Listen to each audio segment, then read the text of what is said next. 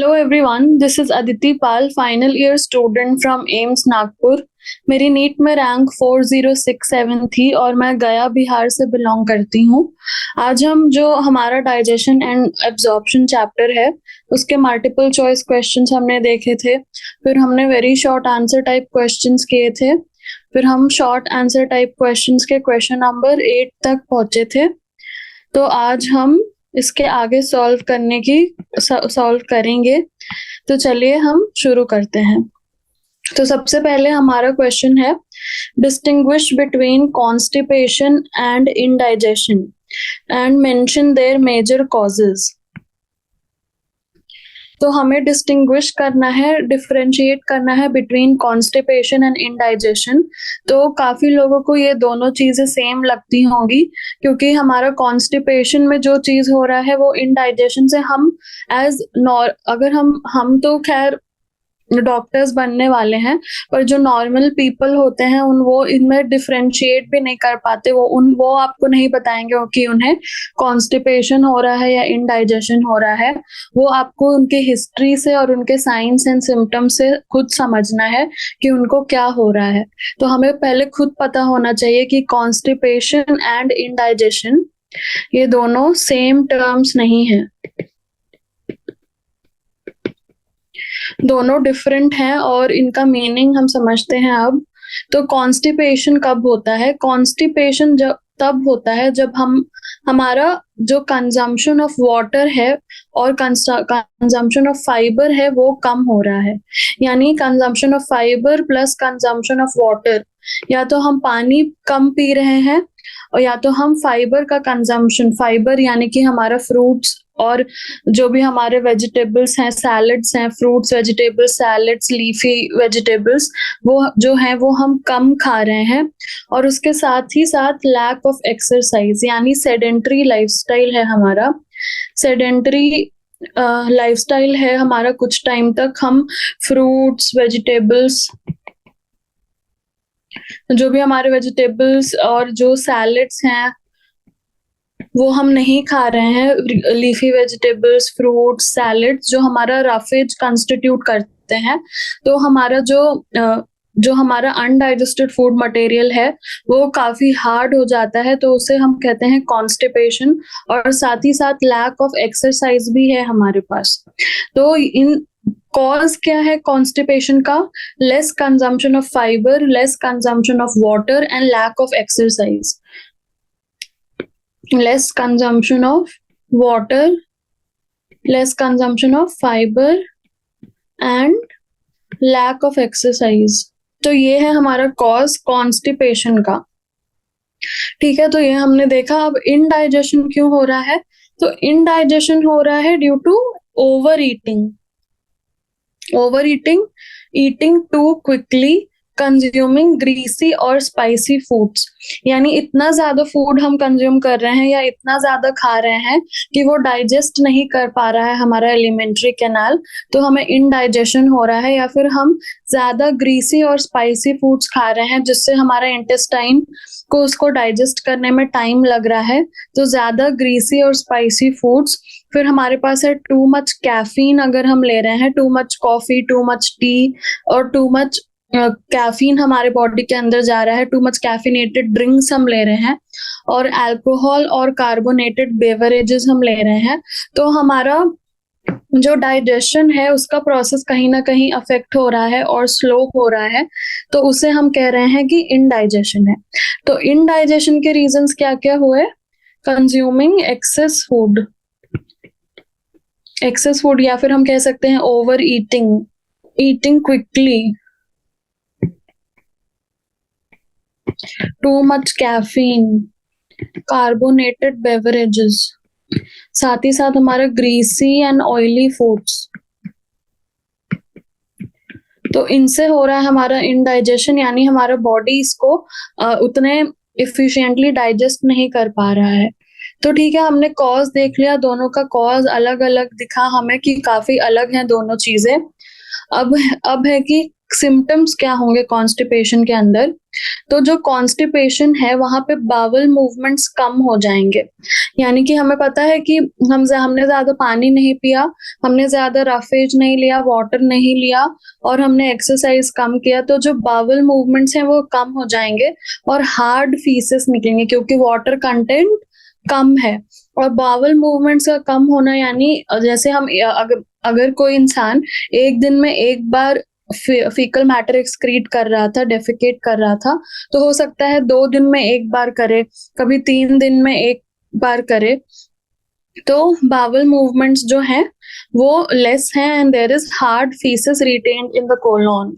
तो ये होगा हमारे कॉन्स्टिपेशन में। कॉन्स्टिपेशन में हमारा जो पेशेंट है वो क्या सिम्टम्स देगा कि उसका बावल फ्रीक्वेंसी डिक्रीज हो गया है, 2-3 दिन में वो एक बार फीकल मैटर एक्सक्रीट कर रहा है, तो ऐसा हिस्ट्री पेशेंट कॉन्स्टिपेशन में देगा। जबकि इनडाइजेशन में पेशेंट क्या बोलेगा कि पेशेंट को नॉजिया फीलिंग आ रही है, नॉजिया एंड वोमिटिंग जैसा लग रहा है पेशेंट को, और फीलिंग ऑफ फुलनेस है, उसका पेट भरा भरा लगता है, खाने की इच्छा नहीं होती। तो इनडाइजेशन में पेशेंट्स ये सिम्टम्स देंगे।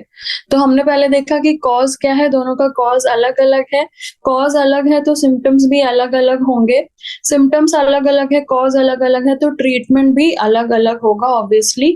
तो ट्रीटमेंट में क्या डिफरेंस है इन दोनों के, तो कॉन्स्टिपेशन का ट्रीटमेंट में हम पानी नहीं पी रहे थे, हमने ज्यादा फाइबर नहीं लिया, तो अब हम पानी पियेंगे, ज्यादा रफेज कंटेंट वाला फूड लेंगे, और साथ ही साथ अपनी कोशिश करेंगे कि कम से कम सेडेंटरी लाइफस्टाइल को फॉलो करें, एक्टिव एक्सरसाइज में हम पार्ट लेंगे, तो इससे हमारा जो कॉन्स्टिपेशन है वो कम होगा। जबकि इनडाइजेशन में हमने क्या किया है, एक्सेस ईटिंग की है, ओवर ईटिंग की है, कैफीन लिया है, कार्बोनेटेड बेवरेजेस लिया है, तो ऑलरेडी फूड अंदर जा चुका है, फीलिंग ऑफ फुलनेस है, तो हम उसको वापस तो नहीं, हम उसको रिवर्स तो नहीं कर सकते, और हम ज्यादा खाना भी नहीं खा सकते। तो हम क्या करेंगे, मेडिसिन हमें रिक्वायर्ड होंगी टू क्योर इनडाइजेशन। तो हमने देख लिया कि हम कैसे डिफरेंशिएट कर सकते हैं कॉन्स्टिपेशन और इनडाइजेशन में। कॉन्स्टिपेशन है due to less consumption of fibre and water and lack of exercise, जबकि इनडाइजेशन है due to overeating, eating too quickly, consuming greasy spicy foods, carbonated beverages, too much caffeine। तो इसके वजह से है indigestion. इन constipation में Bawal movements कम हो जाएंगे क्योंकि फीसेस हार्डेंड हो जाएंगे,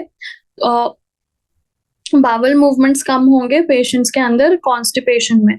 जबकि जो हमारा इनडाइजेशन है उसमें feeling of fullness and nausea होगी, यानी पेशेंट को पेट भरा भरा लगेगा और उल्टी, नॉजिया यानी नॉजिया एंड वॉमिटिंग जैसा पेशेंट को लगेगा। और कॉन्स्टिपेशन में हम क्या ट्रीटमेंट एडवाइस करेंगे, तो हम बोलेंगे पेशेंट को आप ज्यादा पानी पीजिए, ज्यादा फूड्स विथ रफेज कंटेंट खाइए, फाइबर्स खाइए, और सेडेंटरी लाइफस्टाइल को मॉडिफाई करने की कोशिश करिए। जबकि इनडाइजेशन में हमें पेशेंट को मेडिसिन देनी पड़ेंगी। ठीक है, तो ये सारा अब हमें अच्छे से समझ में आ गया कि कॉन्स्टिपेशन के कॉजेस क्या क्या हैं, देन हमारे पास इनडाइजेशन के कॉजेस क्या क्या हैं, और दोनों में कैसे पेशेंट जो है डिफरेंट सिम्टम्स के साथ हमें प्रेजेंट करेंगे। तो अगर पेशेंट्स के सिम्टम्स डिफरेंट हैं तो हमें डिफरेंटली दोनों को ट्रीट करना पड़ेगा, दोनों को डिफरेंट एडवाइसेस देनी है ताकि वो उन्हें फॉलो करें और उनका रिस्पेक्टिव जो भी कॉज है वो ठीक हो सके। तो ये था हमारा distinguish between constipation and indigestion first question. अब हम आते हैं क्वेश्चन नंबर 10 पे। Describe the enzymatic action on fats in the duodenum. तो जो डिओडेनम है उसमें जो एंजाइमेटिक एक्शन हो रहा है ऑन फैट्स वो हमें एक्सप्लेन करना है। तो डिओडेनम, सबसे पहले duodenum is a part of small intestine, duodenum, jejunum and ileum are parts of small intestine. तो हमें डिओडेनम में जो एक्शन ऑफ एंजाइम है ऑन फैट्स वो बताना है। ठीक है, तो डिओडेनम में होता क्या है जो फैट्स पे एक्ट करता है, तो वो हमें पता होना चाहिए। तो लाइपेजेस होता है। अब लाइपेजेस जो है वो दो तरह के हो सकते हैं, इंटेस्टिनल लाइपेज और पैनक्रियाटिक लाइपेज। ठीक है, दो तरह के लाइपेजेस हो सकते हैं, इंटेस्टिनल लाइपेजेस और पैनक्रियाटिक लाइपेजेस। अब है कि क्या होता है एक्शन इनका। तो जो डाइजेशन ऑफ फैट्स है into di and monoglycerides and ultimately into fatty acids and glycerol is mediated by lipases. तो हमें पता है कि फैट्स जो है पहले तो वो डाई एंड मोनोग्लिसराइड्स में ब्रेक होंगे और फाइनली जो सिंपलेस्ट यूनिट है वो होगा ग्लिसरॉल प्लस फैटी एसिड्स। और ये जो दोनों ही स्टेप्स हैं वो कौन मेडिएट करेगा, तो ये दोनों ही स्टेप्स जो हैं वो लाइपेजेस के थ्रू मेडिएट होंगे, यानी लाइपेजेस इन दोनों स्टेप्स को कैरी आउट करवाएंगे। अब जो लाइपेज है it is secreted in small amounts in the stomach, पर जो मेजर फ्रैक्शन ऑफ लाइपेजेस है that is present in the pancreatic juice and succus इंटेरिकस that is intestinal lipase. तो स्टमक में भी हमारा जो है स्मॉल अमाउंट्स ऑफ लाइपेज जो है वो सिक्रीट होता है, पर जो मेजर अमाउंट ऑफ लाइपेज है वो हमारे दो जगह से आता है। पहला तो पैनक्रियाटिक लाइपेज और दूसरा है हमारा इंटेस्टिनल लाइपेज। ठीक है, तो ये हमने देख लिया कि लाइपेज दो तरीके के हैं हमारे पास, इंटेस्टिनल और पैनक्रियाटिक। अब लाइपेजेस का एक्शन भी हमने देख लिया कि ये जो है ये लाइपेजेस कैरी आउट करवाएंगे। अब बाइल क्या करता है, बाइल हमने देखा था कि इमल्सिफिकेशन ऑफ फैट करता है। तो इमल्सिफिकेशन ऑफ फैट क्या है, तो फैट एक बहुत ही बड़ा मॉलिक्यूल है, तो पहले हमको उसको छोटे छोटे मिसल्स में ब्रेक डाउन करना होगा, फिर तो हम उसको मोनो और डाइग्लिसराइड्स में कन्वर्ट कर पाएंगे और finally glycerol and fatty acids में जो है फैट हमारा कन्वर्ट होगा। तो emulsification of fat is the breakdown of fat. जो ये फैट ग्लोब्यूल है उसको हम ब्रेक डाउन करेंगे इनटू स्मॉल कंपोनेंट्स ताकि जो फैट है उसका फर्दर ब्रेक डाउन हो सके।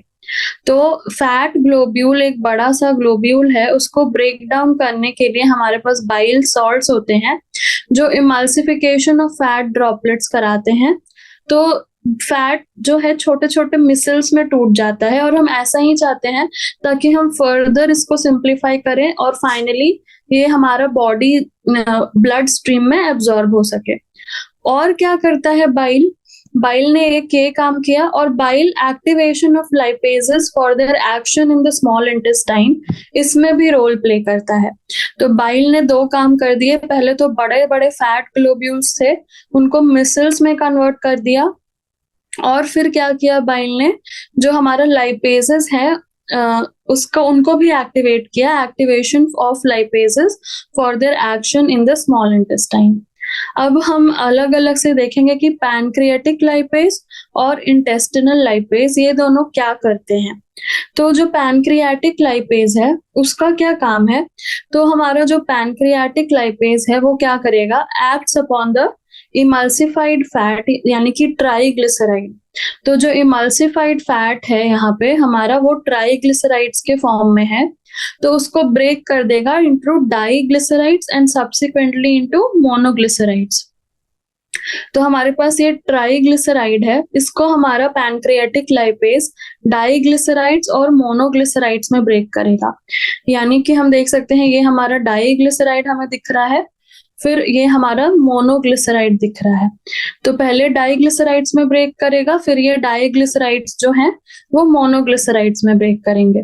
तो हमने देखा कि पैनक्रियाटिक लाइपेज ये क्या कर रहा है, ये फैट मिसल्स यहाँ पे जो हमारे पास फैट इमल्सिफाइड फैट ड्रॉपलेट्स हैं उसमें प्रेजेंट है ट्राइग्लिसराइड्स। अब ट्राइग्लिसराइड्स को आप पहले डाइग्लिसराइड्स में ब्रेक करो, फिर आप मोनोग्लिसराइड्स में ब्रेक करो। तो डाई और मोनोग्लिसराइड्स में ब्रेक करने के बाद अब हम क्या करेंगे, अब आएगा in the picture intestinal lipase. तो ये इंटेस्टिनल लाइपेज क्या करेगा, जो हमारे पास डाइग्लिसराइड्स हैं जो फाइनली हमारे मोनोग्लिसराइड्स में कन्वर्ट हो गए हैं, उनको कन्वर्ट करेगा into glycerol plus fatty acids. तो ये है हमारा जो फिर हमारे ये glycerol and fatty acids blood stream में एब्जॉर्ब हो जाएंगे। कैसे कैसे होंगे? तो थ्रू लिम्फ वेसल्स, जिन्हें हम कहते हैं लैक्टियल्स, और हमारे ब्लड वेसल्स के साथ। तो ये दोनों हमारे एब्जॉर्प्शन में हेल्प करेंगे, किसके? ग्लिसरॉल प्लस फैटी एसिड्स के। ठीक है, तो हमने देखा कि enzymatic action on fats in the duodenum 3 parts में हो रहा है। सबसे पहले तो बाइल हमारा इमल्सिफिकेशन ऑफ फैट्स करा रहा है, यानी फैट ग्लोब्यूल्स को छोटे छोटे फैट ड्रॉपलेट्स में कन्वर्ट कर रहा है। फिर हमारा जो बाइल से जो छोटे छोटे फैट ड्रॉपलेट्स बने, वो फैट ड्रॉपलेट्स को अब हम ब्रेक करेंगे इनटू डाई एंड मोनोग्लिसराइड्स।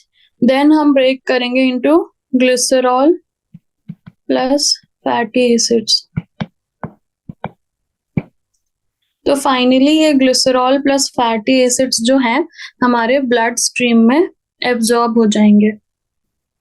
तो ये था हमारा enzymatic action on fats in the duodenum, कैसे हमारा एक एक स्टेप में जो फैट्स है उसका ब्रेक डाउन होता है और finally glycerol and fatty acids जो है हमारे ब्लड स्ट्रीम में एब्जॉर्ब करते हैं। एंड देन जो ये फैट्स ब्लड स्ट्रीम में एब्जॉर्ब करके हमारे सेल्स में यूज होते हैं और एनर्जी प्रोवाइड करते हैं। तो ये था हमारा enzymatic action on fats in the duodenum. इसी के साथ हमारे शॉर्ट आंसर टाइप क्वेश्चंस खत्म होते हैं। अब हम आते हैं लॉन्ग आंसर टाइप क्वेश्चंस पे। तो जो लॉन्ग आंसर टाइप क्वेश्चंस हैं उसमें हमारा फर्स्ट क्वेश्चन है, a person had roti and dal for his lunch.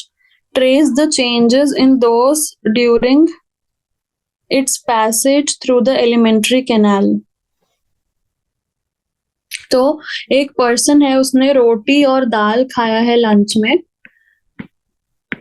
तो रोटी और दाल खाया है तो इनका हमें पूरा डाइजेशन एक्सप्लेन करना है थ्रू द एलिमेंट्री कैनाल, क्या क्या हो रहा है। तो रोटी में क्या क्या है?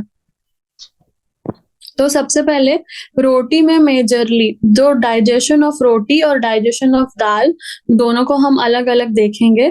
तो सबसे पहले हमें बताना है कि रोटी में क्या है।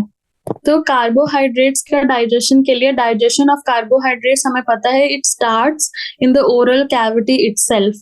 तो ओरल कैविटी में जैसे ही हमने चपाती या रोटी को अपने मुंह में लिया, तो ओरल कैविटी में जो रोटी है उसका मिक्सिंग हुआ सलाइवा के साथ, और सलाइवा, आप इमेजिन करिए जैसे ही हम रोटी को मुंह में लेंगे तो सलाइवा के साथ वो मिक्स होगा। ठीक है, उसके बाद सलाइवा के साथ मिक्स होने पे सैलिवरी एमाइलेज जो एंजाइम है, जिसे टाइलिन भी कहते हैं, वो कन्वर्ट करेगा स्टार्च या कार्बोहाइड्रेट जो है रोटी के अंदर, उसको कन्वर्ट करेगा into isomaltose, maltose and small dextrins called alpha dextrins. तो हमारा स्टार्च जो है वो सैलिवरी एमाइलेज के हेल्प से कन्वर्ट हो जाएगा maltose plus isomaltose plus alpha dextrin. ठीक है, तो ये जो है इनमें ब्रेक हो जाएगा हमारा जो सबसे पहले जो है स्टार्च जो रोटी में प्रेजेंट है, और 30% ऑफ स्टार्च यहाँ पे हाइड्रोलाइज होगा, यानी स्टार्ट हो जाएगा डाइजेशन ऑफ कार्बोहाइड्रेट्स यहाँ पे। जैसे ही हम मुंह में चपाती को लेंगे तो हमारे पास सैलिवरी एमाइलेज स्टार्च पे एक्ट करके उसको माल्टोस, आइसोमाल्टोस और अल्फा डेक्सट्रीन्स में कन्वर्ट कर देगा।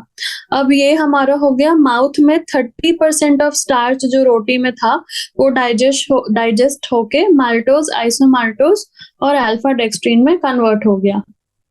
अब हम बढ़ेंगे आगे। माउथ से आगे हमारा जो डाइजेशन ऑफ कार्बोहाइड्रेट्स है वो फिर स्मॉल इंटेस्टाइन के अंदर होगा। तो जो स्मॉल इंटेस्टाइन है वहां पे हमारा पार्टली डाइजेस्टेड रोटी जो है वो पहुंचेगी। कहाँ से पार्टली डाइजेस्टेड हुई है? From the oral cavity to the oesophagus and then to the stomach. तो ओरल कैविटी से आई ईसोफेगस के अंदर, एंड ईसोफेगस से आई फिर हमारे स्टमक के अंदर बाय पेरिस्टालसिस। तो पार्टली डाइजेस्टेड रोटी थी, मुंह से हमारे ईसोफेगस में गई, ईसोफेगस से स्टमक में गई, और स्टमक से फिर स्मॉल इंटेस्टाइन के अंदर गई। तो ये रेगुलेट कैसे हुआ? Bye the process of peristalsis. Peristalsis क्या है? Successive waves of muscular contraction in the oesophagus. ठीक है, तो सक्सेसिव वेव्स के वजह से स्मॉल इंटेस्टाइन में ये पार्टली डाइजेस्टेड रोटी पहुंच गई। पर ये स्टमक में भी जो 4 to 5 आवर्स तक हमारा स्टमक जो है फूड को चर्न करता है और स्टोर करता है, तो स्टमक में होगी 4 to 5 hours. The gastric juice does not contain carbohydrate digesting enzyme. तो हमें पता है कि जो गैस्ट्रिक जूस है उसमें तो कोई एंजाइम नहीं है जो कार्बोहाइड्रेट को डाइजेस्ट कर सके। यानी पहले तो मुंह में पार्टली 30% डाइजेशन हो गया, फिर ईसोफेगस और स्टमक में कुछ नहीं हुआ रोटी का, क्योंकि दो पार्टली डाइजेस्टेड ही रही, क्योंकि इनके पास तो एंजाइम्स ही नहीं है जो कार्बोहाइड्रेट्स को डाइजेस्ट कर सके। तो ये पार्शियली डाइजेस्टेड फूड जो है, अब हम इसे कहते हैं काइम। इन इंटेस्टाइन क्या होता है अब? तो अब इंटेस्टाइन में कौन कौन से जूसेस हैं? पहला तो है पैनक्रियाटिक जूस, दूसरा है हमारा इंटेस्टिनल जूस। तो ये अलग, दोनों अलग अलग अपना काम करेंगे इस पार्टली डाइजेस्टेड रोटी पे। तो सबसे पहले हमें देखना है एक्शन ऑफ पैनक्रियाटिक जूस। तो जो पैनक्रियाटिक जूस है वो क्या करेगा? तो जो carbohydrates in the chyme, they are hydrolysed by pancreatic amylase into disaccharides. तो जो पॉलीसैकेराइड्स हैं in the form of starch, उसको जो पैनक्रियाटिक एमाइलेज है वो डाइसैकेराइड्स में कन्वर्ट कर देगा। यानी हम डाइसैकेराइड्स तक पहुंच चुके हैं। अब डाइसैकेराइड्स का क्या होगा? जो इंटेस्टिनल जूस है उसमें प्रेजेंट है हमारे पास मैल्टेज, आइसोमैल्टेज, सुक्रेज, लैक्टेज और अल्फा डेक्स्ट्रिनेज। यानी मैल्टेज यानी माल्टोज को हाइड्रोलाइज कराएगा, आइसोमैल्टेज यानी आइसोमाल्टोज को कराएगा। यानी जो भी डाइसैकेराइड्स हैं उनको ब्रेक डाउन करने वाले एंजाइम सारे हैं in the intestinal juice. These enzymes act on food, converting it into simpler compounds like glucose, fructose, galactose. तो माल्टोज जो है वो हमारा ग्लूकोज प्लस ग्लूकोज में ब्रेक डाउन होगा, आइसोमाल्टोज भी ग्लूकोज प्लस ग्लूकोज में ब्रेक डाउन होगा, लैक्टोज बनता है ग्लूकोज और गैलेक्टोज से।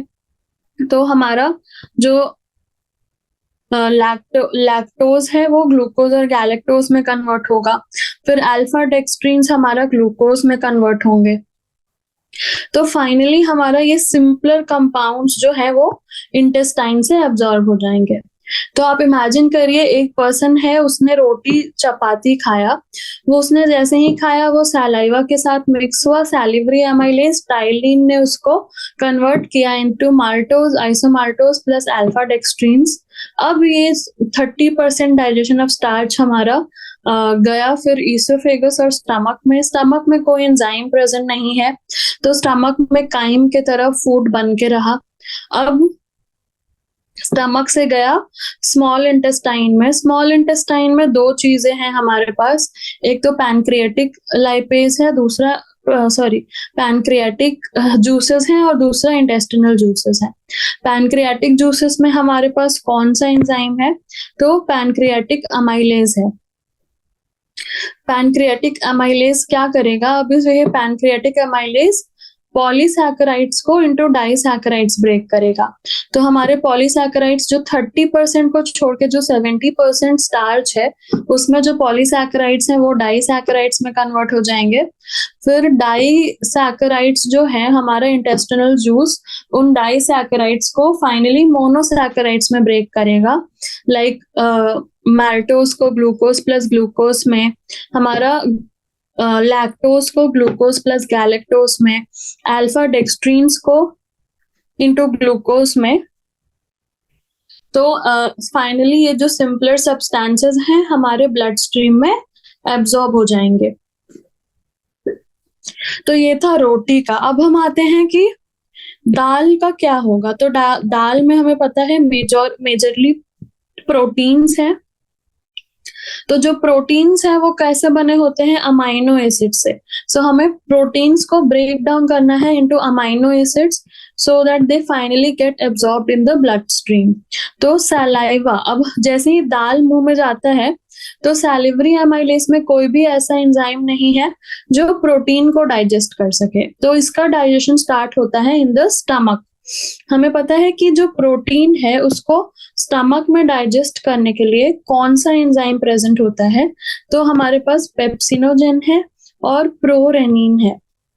ठीक है, तो अब हमारा फूड गया स्टमक के अंदर, 4 to 5 आवर्स तक ये चर्न होगा और स्टोर होगा।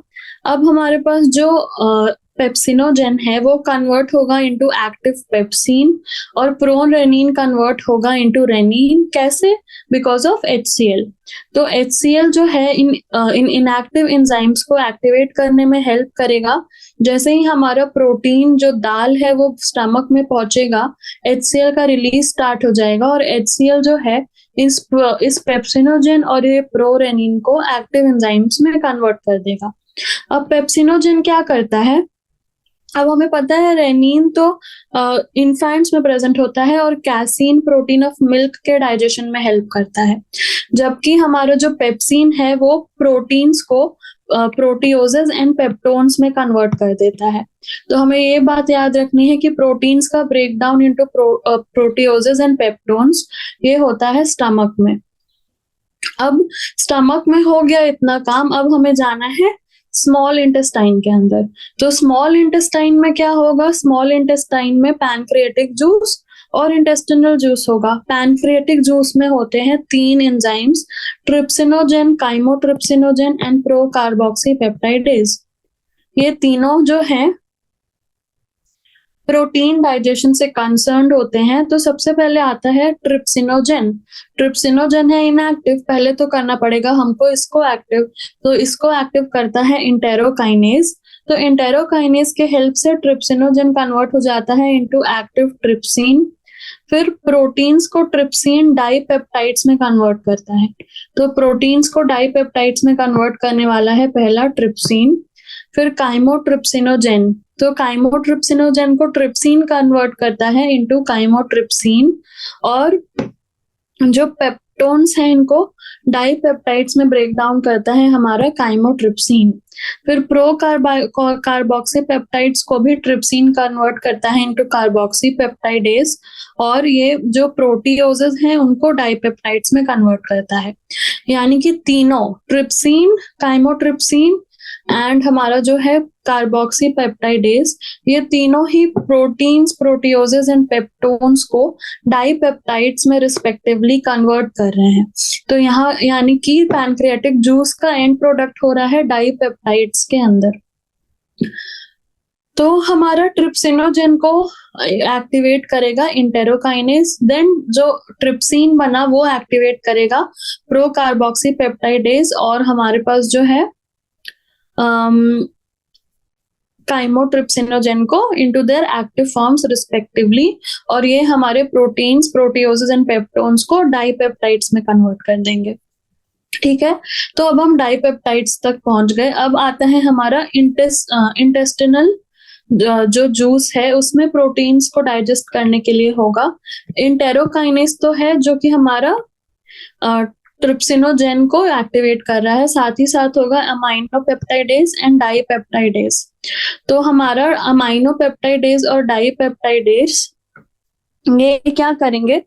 अमाइनोपेप्टाइडेज जो हमारे पेप्टाइड्स हैं उनको अमाइनो एसिड्स में कन्वर्ट करेंगे और डाइपेप्टाइडेज जो है हमारा डाइपेप्टाइड्स को अमाइनो एसिड्स में ब्रेक डाउन करेगा।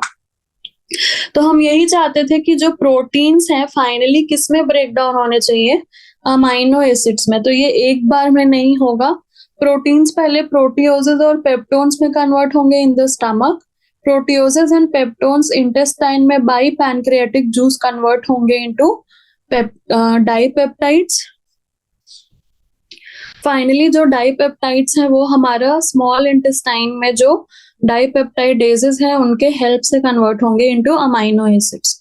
अब जो मैक्रोमोलिक्यूल्स हैं that are broken down into simpler components are the products of roti and dal, that is carbohydrates and proteins respectively. और ये जो फाइनली अमाइनो एसिड्स हैं वो हमारी इंटेस्टिनल विलाई एब्जॉर्ब कर लेगी and they are absorbed in the bloodstream and lymph vessels. और जो अनडाइजेस्टेड फूड है वो फाइनली हमारा in the form of faeces excrete out हो जाएगा। तो ये था, हमने देखा कि एक पर्सन अगर रोटी एंड दाल सिर्फ कंज्यूम कर रहा है तो कितने स्टेप्स में उसका डाइजेशन हो रहा है, कार्बोहाइड्रेट्स का हो रहा है हमारे पास कहाँ कहाँ। हमें मेनली साइड्स याद रखनी है कि इस कार्बोहाइड्रेट्स का माउथ के अंदर हो रहा है, फिर सीधा स्मॉल इंटेस्टाइन में हो रहा है। जबकि जो हमारे पास है प्रोटीन्स, उनका तो माउथ में नहीं हो रहा है पर स्टमक से स्टार्ट हो रहा है और स्टमक और स्मॉल इंटेस्टाइन में हो रहा है। और जूसेस कौन कौन से हैं, मेनली जो माउथ है उसमें हमारा सैलिवरी अमाइलेज है, देन स्टमक में गैस्ट्रिक जूस है और इंटेस्टाइन में पैनक्रियाटिक प्लस इंटेस्टिनल जूस है। तो ऐसे हुआ हमारा रोटी एंड दाल का कंप्लीट डाइजेशन जो हमने देखा, और कैसे ये एब्जॉर्ब होके रोटी एंड दाल से पर्सन को एनर्जी मिली होगी। फिर हम आते हैं, ये था क्वेश्चन नंबर 1। अब क्वेश्चन नंबर 2 है हमारे पास, what are the various enzymatic types of glandular secretions in our gut helping digestion of food? What is the nature of end products obtained after complete digestion of food? तो जो हम food लेते हैं उसका nature of and products हमें बताना है, और various enzymatic types of glandular secretions भी बतानी है। तो सबसे पहले ग्लैंडुलर सिक्रीशंस। तो जो various enzymatic types of glandular secretions हैं in the gut, they include saliva, gastric juice, pancreatic juice and succus entericus। तो एक एक करके हम देखेंगे कि वेरियस एंजाइमेटिक जो टाइप्स ऑफ ग्लैंडुलर सिक्रीशंस हैं वो क्या क्या हैं। तो सबसे पहले आता है सलाइवा। तो सलाइवा प्रोड्यूस कहाँ से होता है? सलाइवा प्रोड्यूस होता है from the salivary glands that are located just outside the buccal cavity and they release their secretions into the buccal cavity। तो ये है सलाइवा का। अब जो है हमारे पास सलाइवा है फ्रॉम द सैलिवरी ग्लैंड्स, उसमें क्या क्या होता है? तो वाटर होता है, म्यूकस होता है, सैलिवरी अमाइलेज एंजाइम होता है, आयंस होते हैं, क्लोराइड, बाइकार्बोनेट, इम्यूनोग्लोब्यूलिन ए होता है, आईजीए। आईजीए हमारा सारे सिक्रीशंस ऑफ आवर बॉडी में प्रेजेंट होता है। तो हमारा सलाइवा जो है वो सिक्रीशन है एक, तो आईजीए इम्यूनोग्लोब्यूलिन ए जो है यहाँ प्रेजेंट होगा। तो saliva released by salivary glands present outside the buccal cavity but release salivary juice into the buccal cavity. It contains water, mucus, salivary amylase, ions and immunoglobulin A। Saliva के बाद आते हैं हम गैस्ट्रिक जूस पे। Gastric juice कहाँ से आता है? गैस्ट्रिक ग्लैंड से आता है in the stomach. What all does it contain? It contains pepsinogen, prorennin, mucus neck cell से आएगा म्यूकस, उसके बाद जो हमारा वो था HCl, और then Castle intrinsic factor. Castle intrinsic factor जो हेल्प करता है absorption of vitamin B12 in the ileum that is present in the gastric juice. तो gastric juice is very important, हमें याद रखना है। म्यूकस नेक सेल से आएगा mucus, then comes the peptic and chief cell से आएगा pepsinogen and prorenin, and then oxyntic cell से आएगा हमारा HCl एंड उसके साथ ही कैसल इंट्रिंसिक फैक्टर। तो ये था हमारा गैस्ट्रिक जूस का कंटेंट्स। अब हम आगे देखें तो पैनक्रियाटिक जूस। तो पैनक्रियाटिक जूस आता है पैनक्रियास से। क्या क्या है इसके अंदर? काफी चीजें हैं। प्रोटीन्स के लिए 3 जो हमने देखी थी, trypsinogen, chymotrypsinogen, pro carboxy peptidase, 3 हो गई। उसके बाद है हमारे पास पैनक्रियाटिक एमाइलेज भी है, पैनक्रियाटिक लाइपेज भी है, उसके साथ ही साथ न्यूक्लियस भी है। यानी टोटल हमें 6 एंजाइम्स दिख रहे हैं in the pancreatic juice. Pancreatic juice में trypsinogen, chymotrypsinogen, procarboxypeptidase, lipase, amylase, nucleus. तो ये था पैनक्रियाटिक जूस का।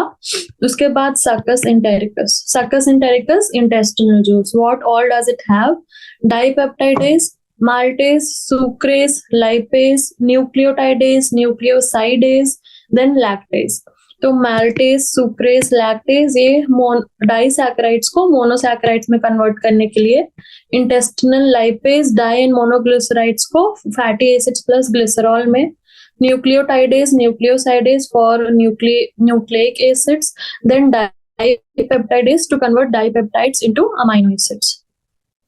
So these are the 4 enzymatic types of glandular secretions in the gut that help in the digestion of food. Then nature of end products obtained after complete digestion of food. तो पूरा digestion of food हो चुका है, अब हमें बताना है कि nature of end products हमारे पास क्या है।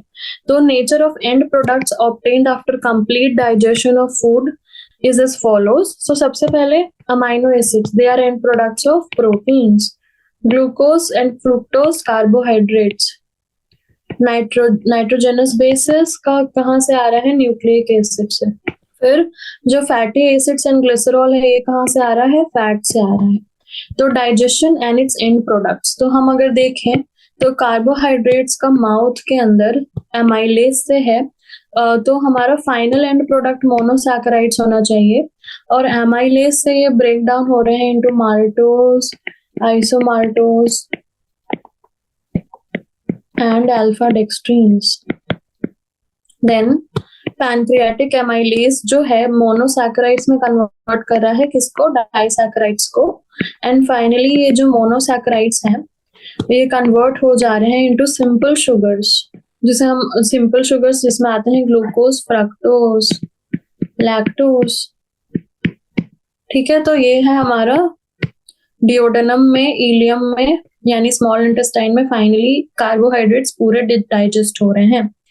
फिर हमारा प्रोटीन्स, स्टमक, डिओडेनम, इलियम, किसमें ब्रेक डाउन हो रहा है? By pepsin and rennin into proteoses and peptones, by trypsin, chymotrypsin and carboxypeptidase.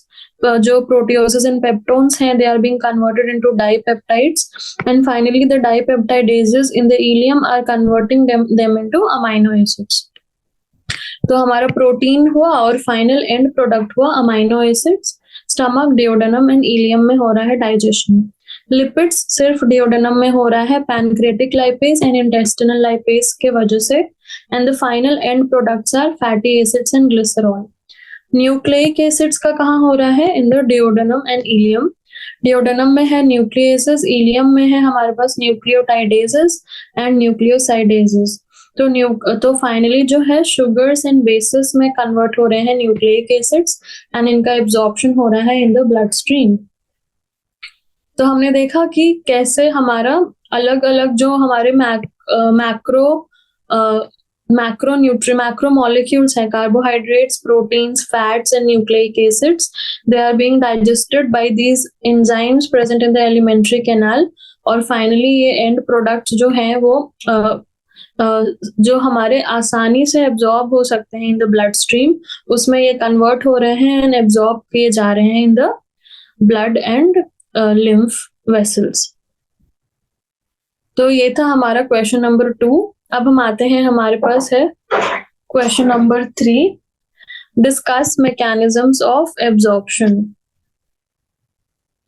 तो हमें मैकेनिज्म्स ऑफ एब्जॉर्प्शन को डिस्कस करना है। तो सबसे पहले जो हमें मैकेनिज्म ऑफ एब्जॉर्प्शन वो डिफरेंट मॉलिक्यूल्स के लिए डिफरेंट हो सकते हैं। Small amounts of monosaccharides like glucose, amino acids and some electrolytes like chloride ions are generally absorbed by simple diffusion। तो अब हमारे पास जो small amounts of monosaccharides हैं जैसे कि ग्लूकोज है, अमाइनो एसिड है और some electrolytes है like chloride ions। तो glucose, amino acids, chloride ions, ये तो हमारे एब्जॉर्ब होंगे by simple diffusion। Then comes fructose और some amino acids। तो जो fructose और some amino acids हैं they are absorbed with the help of some carrier ions like Na+, और इसको हम कहते हैं facilitated transport और active transport.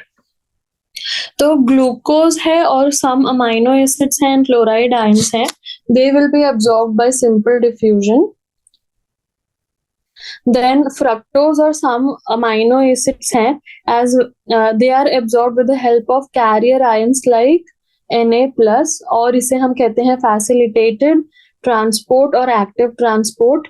Then जो ट्रांसपोर्ट ऑफ वाटर है that depends upon the osmotic gradient, तो वाटर का ऑस्मोटिक ग्रेडियंट से होगा. एंड देन जो फैटी एसिड्स एंड ग्लिसरॉल है दे आर इनसॉल्युबल, तो ये ब्लड में एब्जॉर्ब नहीं हो सकते, तो क्या होगा, they are first incorporated into micelles जो कि हैं small droplets, and they move into the intestinal mucosa. Further they are reformed into protein coated fat globules like called chylomicrons, और ये लिम्फ वेसल्स में एब्जॉर्ब हो जाते हैं, और जो लिम्फ वेसल्स हैं वो अल्टीमेटली इन्हें रिलीज कर देते हैं इनटू द ब्लड स्ट्रीम. तो हमने देखा कि मैकेनिज्म्स ऑफ एब्जॉर्प्शन कितने वेरिड टाइप के हो सकते हैं.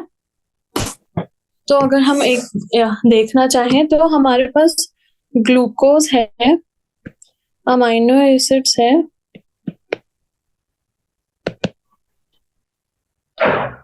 एंड इलेक्ट्रोलाइट्स क्लोराइड आयंस हैं, ये हमारे सिंपल डिफ्यूजन. देन हमारे पास सम अमाइनो एसिड्स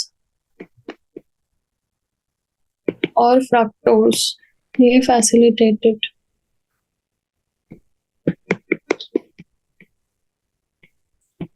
अगर हम वाटर का देखें तो ऑस्मोटिक ग्रेडियंट पे, और फाइनली अगर हम फैट्स का देखें तो जो फैट्स हैं ये इनसॉल्युबल होते हैं, वाटर इनसॉल्युबल होते हैं, तो ये ब्लड में डायरेक्टली एब्जॉर्ब नहीं हो पाएंगे.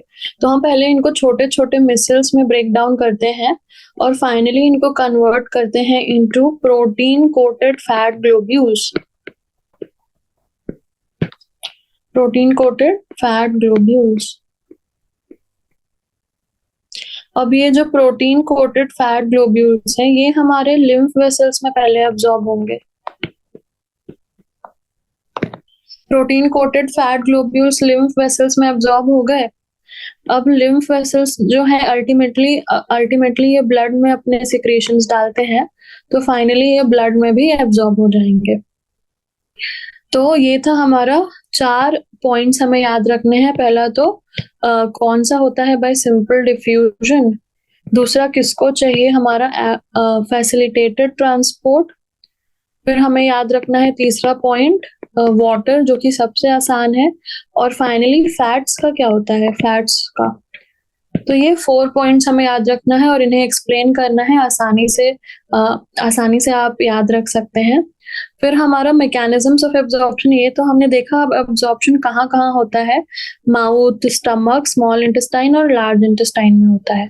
और ये बात याद रखनी है कि most of the absorption, that is 90% of the absorption will take place in the small intestine, क्योंकि स्मॉल इंटेस्टाइन में है intestinal villi which will increase the surface area and increased blood supply. तो सबसे पहले माउथ में क्या absorption होता है, माउथ में जो फ्यू ड्रग्स का सिंपल डिफ्यूजन के थ्रू होता है absorption. The drugs which are absorbed by the buccal mucosa and the lower side of tongue by the process of simple diffusion into the blood capillaries lining them. तो जो कुछ drugs होते हैं वो buccal mucosa and the lower side of the tongue से absorb हो जाते हैं बाय सिंपल डिफ्यूजन. फिर स्टमक में क्या होता है, alcohol and drugs like aspirin, water and simple sugars are absorbed in the stomach. तो माउथ में हमारे फ्यू ड्रग्स पर सिंपल डिफ्यूजन हुए by the lower side of the tongue. Stomach में alcohol and drugs like aspirin, water and simple sugars absorb हुए. फिर हमारा जो स्मॉल इंटेस्टाइन है वो वहां पे एब्जॉर्प्शन हुआ वाटर का through the process of osmosis. Then amino acids and glucose का हमने देखा था कि थ्रू फैसिलिटेटेड डिफ्यूजन हुआ and some by active transport. Electrolytes like sodium ions through active transport. Fatty acids और ग्लिसरॉल का हमने देखा था incorporation into micelles and then into chylomicrons. Then chylomicrons जो है लैक्टियल्स में एब्जॉर्ब हो जाते हैं। फिर in the large intestine small quantities of water and water minerals and drugs are absorb. तो हमें एक एक करके पार्ट बाय पार्ट ऊपर से नीचे जाना है और एब्जॉर्प्शन बताना है। तो माउथ में कुछ कुछ ड्रग्स का एब्जॉर्प्शन हुआ through lower side of the tongue through buccal mucosa by the process of simple diffusion. Stomach में क्या हुआ, अल्कोहल का हुआ एंड ड्रग्स लाइक एस्पिरिन का हुआ and also some simple sugars का हुआ। तो ये हुआ स्टमक की बात। स्मॉल इंटेस्टाइन में क्या हुआ, पहले तो वाटर हुआ बाय ऑस्मोसिस, हमने देखा था अमाइनो एसिड्स अगर और ग्लूकोज है तो सिंपल डिफ्यूजन से हो जाता है, पर सम अमाइनो एसिड्स एंड फ्रक्टोज को चाहिए facilitated transport. Electrolytes like sodium ions को एक्टिव ट्रांसपोर्ट चाहिए। फैटी एसिड्स एंड ग्लिसरॉल को पहले मिसल्स में कन्वर्ट होना है, देन इंटेस्टिनल सेल्स में चले जाते हैं ये, और वहां पे प्रोटीन कोटेड फैट ग्लोब्यूल्स में कन्वर्ट हो जाते हैं जिसे हम कहते हैं काइलोमाइक्रॉन्स। फिर जो ये काइलोमाइक्रॉन्स हैं लैक्टियल्स में एंटर करते हैं एंड लैक्टियल्स में एंटर करने के बाद फाइनली ये लिम्फ में पहुंच जाते हैं, और लिम्फ जो है अपने सारे एब्जॉर्ब प्रोडक्ट्स को ब्लड में रिलीज करता है, तो फाइनली ये एब्जॉर्ब हो जाते हैं जो हमारे फैट्स हैं। फिर है हमारे पास लार्ज इंटेस्टाइन। लार्ज इंटेस्टाइन में जो है small quantities of water minerals and drugs absorb होते हैं। तो ये था हमारे हर एक पार्ट में क्या क्या एब्जॉर्ब होता है वो भी हमने देख लिया, और मैकेनिज्म्स ऑफ एब्जॉर्प्शन भी देख लिए। ये था क्वेश्चन नंबर 3। अब हम आते हैं क्वेश्चन नंबर 4 पे। Discuss the role of hepato pancreatic complex in digestion of carbohydrate protein and fat components of food. तो जो हमारे पास हेपाटो पैनक्रियाटिक कॉम्प्लेक्स है उसका रोल हमें बताना है in the digestion of carbohydrate fat and protein components of food. तो किसमें किसमें ये ब्रेक डाउन होते हैं ये तो हमने इतने सारे क्वेश्चंस में देख लिया, अब हमें रोल बताना है। तो हेपाटो पैनक्रियाटिक कॉम्प्लेक्स सबसे पहले है क्या, तो जो हेपाटो पैनक्रियाटिक कॉम्प्लेक्स है that is made up of the liver, pancreas and associated ducts. तो लिवर है, ये लिवर दिख रहा है हमें, पैनक्रियास दिख रहा है और एसोसिएटेड डक्ट्स। अब एसोसिएटेड डक्ट्स क्या क्या है, तो लिवर से आता है हमारा हेपेटिक डक्ट, गॉल ब्लैडर से आता है हमारा सिस्टिक डक्ट, और ये दोनों मिला के बना देते हैं कॉमन बाइल डक्ट। अब ये कॉमन बाइल डक्ट जो है किससे मिलता है, from the main pancreatic duct to form hepatopancreatic ampulla which opens into the duodenum, और यहाँ पे होता है sphincter of Oddi। तो हमने देखा कि लिवर से आता है हमारा हेपेटिक डक्ट, गॉल ब्लैडर से आता है सिस्टिक डक्ट, दोनों मिला के बनाते हैं common bile duct. Common bile duct और मेन पैनक्रियाटिक डक्ट जो है मिलके बनाते हैं हमारा हेपेटोपैनक्रियाटिक एम्प्यूला। हेपेटोपैनक्रियाटिक एम्प्यूला जो है डिओडेनम में खुलती है और गार्डेड होती है by the sphincter of Oddi. तो आप यहाँ पे देख सकते हैं ये डिओडेनम में खुल रहा है और यहाँ एक स्फिंक्टर होता है जिसे हम कहते हैं स्फिंक्टर ऑफ ओडाई। तो हेपेटोपैनक्रियाटिक कॉम्प्लेक्स तो सबसे पहले क्या है, लिवर है, उसके साथ गॉल ब्लैडर है, पैनक्रियाज है और एसोसिएटेड डक्ट्स हैं।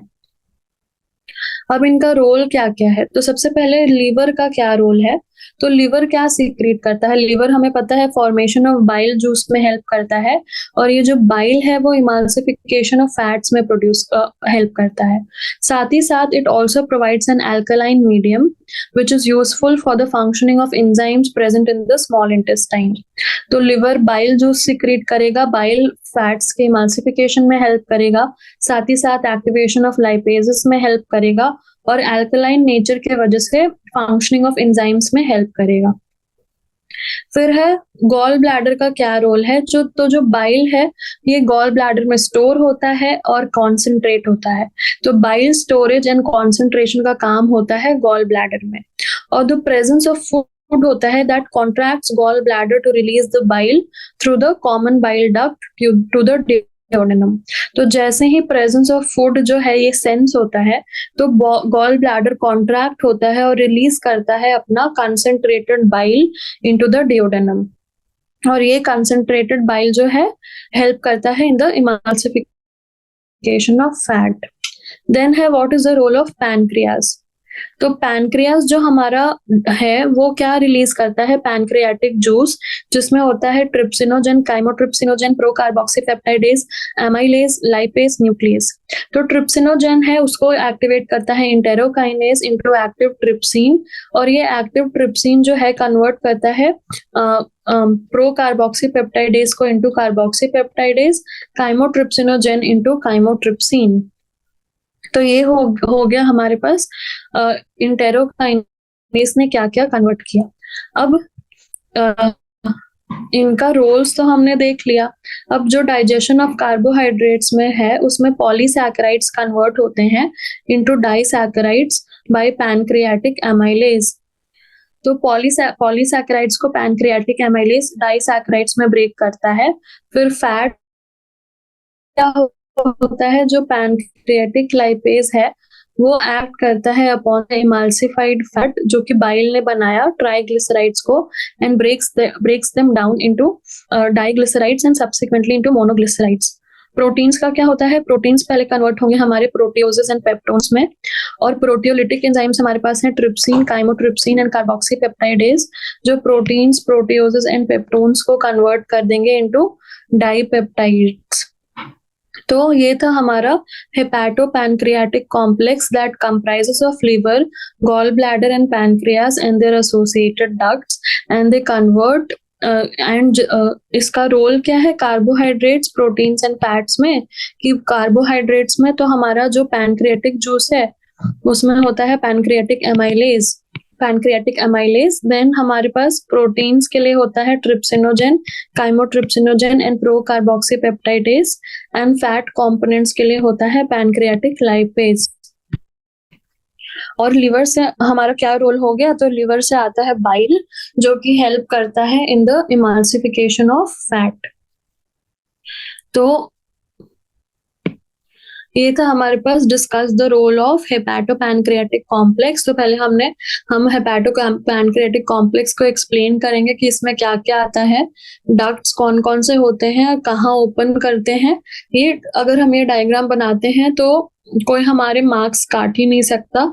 ये डायग्राम बनाना है, फिर हमें एक एक करके समझाना है कि रोल क्या क्या है एक एक ऑर्गन जो है हेपेटो पैनक्रियाटिक कॉम्प्लेक्स में, उसका क्या रोल है। फिर एक एक ऑर्गन का रोल समझाने के बाद हमें बताना है कि क्या क्या उस ऑर्गन ने सिक्रीट किया, और उसके हेल्प से जो कार्बोहाइड्रेट्स, फैट्स और प्रोटीन्स है उन पे क्या फर्क पड़ा, क्या असर हुआ। तो इससे हमारा ये क्वेश्चन का आंसर कंप्लीट होता है।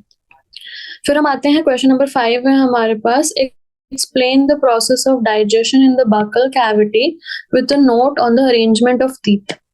ठीक है, तो हमें एक्सप्लेन करना है the process of digestion in the buccal cavity. तो बकल कैविटी में सबसे पहले डाइजेस्टिव जूसेस कौन कौन से होते हैं, तो जो 3 pairs of salivary glands है हमारे पास are present in our buccal cavity which play a major role in the secretion of saliva।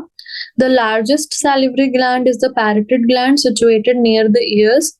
अब जो सलाइवा है, इन salivary glands 3 pairs of salivary glands है हमारे पास, parotid gland, submandibular gland and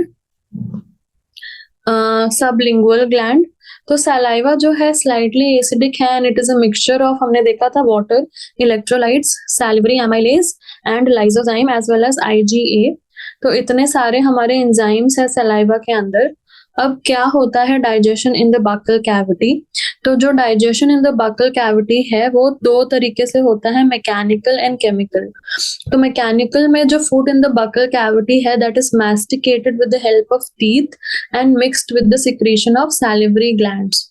तो फूड का मैस्टिकेशन होता है with the help of teeth and उस साथ ही साथ सलाइवा से जो फूड है वो मिक्स होता है। उसके बाद केमिकल डाइजेशन क्या होता है, तो जो सैलिवरी एमाइलेज है that will convert starch into maltose, isomaltose and alpha dextrins. 30% of the starch in food जो है वो हाइड्रोलाइज होगा इन द बकल कैविटी। तो ये हमने पिछले क्वेश्चन में देखा था रोटी के डाइजेशन में कि जो 30% of starch present in roti है that will be digested by the salivary amylase. तो सैलिवरी एमाइलेज का हमने देखा सैलिवरी एमाइलेज और digestion, process of digestion in the buccal cavity 2 parts में डिवाइडेड है। Mechanical, that is by the teeth the food is getting masticated and mixed with the saliva, and then chemical, that is salivary amylase का action क्या है food पर। तो ये दोनों चीजें हमें एक्सप्लेन करनी है फिर पहले इस क्वेश्चन में। फिर हमें बताना है अरेंजमेंट ऑफ टीथ। तो हमें पता है हमारे टीथ थीकोडोंट डेंटेशन है। थीकोडोंट यानी टूथ, जो टूथ है, टीथ है, they are embedded in sockets of jaw bone. साथ ही साथ डाइफायोडोंट है यानी 2 सेट्स हैं, यानी पहले हमारे पास मिल्क टीथ आते हैं, फिर हमारे पास परमानेंट टीथ आते हैं। फिर हेटेरोडोंट में डिफरेंट टाइप्स ऑफ टीथ हैं, that is incisors, canines, premolars and molars. Dental formula हमने एक एमसीक्यू में देखा था कि 2123/2123 होता है। तो हमें याद रखना है thecodont, diphyodont and heterodont dentition होता है इन ह्यूमंस। तो 2123 का क्या मतलब है कि हमारे पास आते हैं 2, 1, 2 एंड 3, यानी एक साइड का है ये। तो 2, 1, 2, 3 मिला के होता है 8 इधर, और हमारे पास फिर 8 इधर आ गए, साथ ही 8 इधर और 8 इधर, यानी टोटल 32 टीथ है। तो इसमें से incisors, canines, premolars and molars, यानी 2 incisors, 1 canine, 2 premolars and 3 molars on each side. तो लेफ्ट अपर साइड कह सकते हैं हम, फिर left lower side, then right upper side and right lower side. तो ऐसे होता है हमारा अरेंजमेंट ऑफ टीथ। और अरेंजमेंट ऑफ टीथ जो है ह्यूमन डेंटिशन में वो thecodont, diphyodont and heterodont dentition होता है। तो इसी के साथ हमारा क्वेश्चन नंबर 5 भी कंप्लीट होता है। तो हमने सारे क्वेश्चंस कंप्लीट कर लिए इस चैप्टर के, डाइजेशन एंड अब्जॉर्प्शन। ये बहुत ही इंपॉर्टेंट चैप्टर है। आगे जाके नीट अगर आपने क्लियर कर लिया तो आगे भी आपको ये याद रखना है। जनरली भी इस चैप्टर की नॉलेज होना जरूरी है, because day to day life में ये बहुत इंपॉर्टेंट है। तो इसी के साथ हमारा डाइजेशन एंड एब्जॉर्प्शन चैप्टर खत्म होता है। मिलते हैं नेक्स्ट सेशन में, तब तक के लिए पढ़ते रहिए और मेहनत करते रहिए। All the best.